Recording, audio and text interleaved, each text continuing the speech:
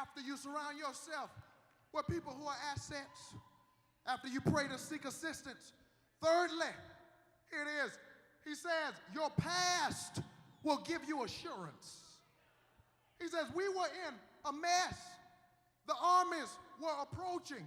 The possibility of panic was nearing. But in my prayer, I said something interesting. According to verse 5 and 6, it says that I stood in the assembly of Judah and Jerusalem, in the house of the Lord before the new court. And I said, O Lord, God of our fathers and mothers, are you not God in heaven? In other words, I looked up to heaven and I asked, God, aren't you the same God that took care of my father and my mother? Aren't you the same God that opened the Red Sea? Aren't you the same God who handled our yesterdays?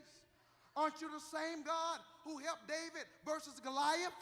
Aren't you the same God that helped Israel versus the Philistine? Everyone in the room listening now ought to be able to go inside of your brain, past the temporal lobe, down into your hippocampus where long-term memory is stored, and sit down in there. And when you sit down in your memory, regardless of what you're facing presently, look back and think about what God has already done for you, and that will give you some assurance, not just personally, but also historically. I think it's Black History Month down there. I think it's Black History Month, and I understand that African Americans in particular are facing some heavy issues in their communities and in their neighborhoods.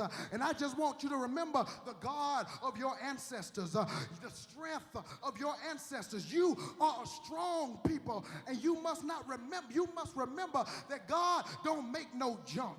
Your ancestors have traveled through slavery, pressed through the Reconstruction era, made it through Jim Crowism, segregation, the horns of Bull Connor, the injustice of Governor Wallace in Alabama. Young men, so don't you forget who you are, and don't you forget whose you are. Pull your pants up and your grades up.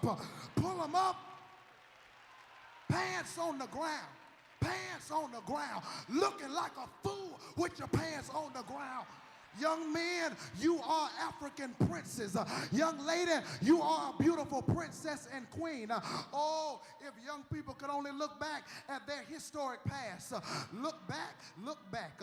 You have the creativity of George Washington Carver. You have the ingenuity of Madam C.J. Walker. You have the dignity of Booker T. Washington. You have the stability of Rosa Parks. Look back.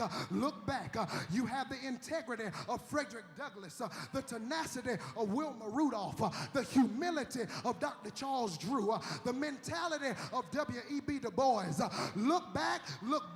You have the harmony of Louis Armstrong, the choreography of Alvin Ailey, the ability of Mae Jameson, the authenticity, I guess I gotta preach to myself, the authenticity of the real McCoy, the clarity of Thurgood Marshall. Look back. You have the sustainability of Harriet Tubman, the electricity of Malcolm X, the originality of Garrett Morgan, the individuality of Shirley Chisholm, the veracity of Joseph Lowry, the audacity of Martin Luther King Jr., and the possibility of Barack Obama. Look back.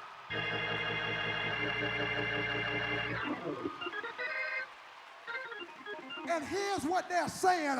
It ain't no secret what God can do, what he's done for us.